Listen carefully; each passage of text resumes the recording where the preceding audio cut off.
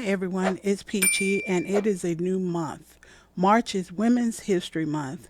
Each week I will spotlight a different woman who made an impact on the world and show that women are not only beautiful but resilient, smart, and just plain badass. I hope you enjoy these installments. I got quite a few comments from the creative Sims I did for Black History Month.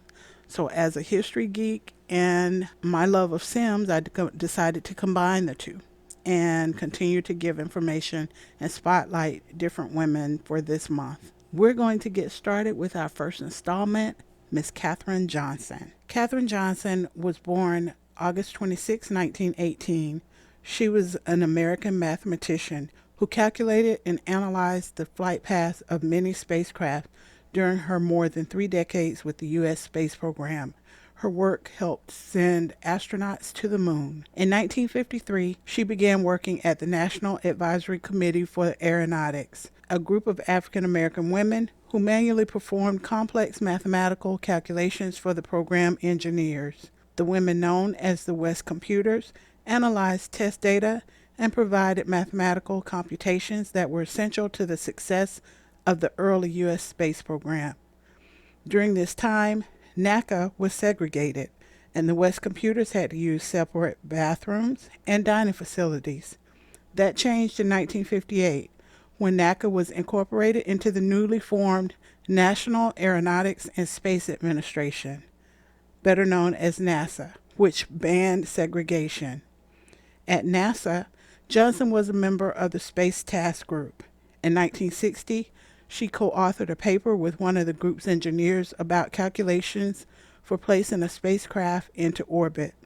It was the first time a woman in her division received credit as an author of a research report. Johnson authored or co-authored 26 research reports during her career. Johnson also played an important role in NASA's Mercury program of manned space flights. In 1961, she calculated the path for Freedom 7, the spacecraft that put the first U.S. astronaut in space, Alan B. Shepard, Jr. In 1962, as NASA prepared for the orbital mission of John Glenn, Johnson was called upon to do the work that she would become most known for. The complexity of the orbital flight had required the construction of a worldwide communications network, linking tracking stations around the world to IBM computers in Washington, Cape Canaveral in Florida, and Bermuda. The computers had been programmed with the orbital equations that would control the trajectory of the capsule in Glenn's Friendship 7 mission from liftoff to splashdown. The astronauts were wary of putting their lives in the care of electronic calculating machines, which were prone to hiccups and blackouts. As a part of the pre-flight checklist, Glenn asked the engineers to get the girl, which was Johnson, to run the same numbers through the same equations that had been programmed into the computer, but by hand, on her desktop mechanical calculator machine. If she says they're good, Katherine Johnson remembers the astronaut saying, "Then I'm ready to go." Glenn's flight was a success and marked a turning point in the competition between the United States and the Soviet Union in space. Johnson was also part of the team that calculated where and when to launch the rocket for the Apollo 11 mission of 1969, which sent 3 men to the moon. When asked to name her greatest contribution to space exploration, Johnson would talk about the calculations that helped sink Project Apollo's lunar module and the Lunar Orbiting Command and Service module. She also worked on the space shuttle and the Earth Resources Technology satellite, and authored or co-authored 26 research reports.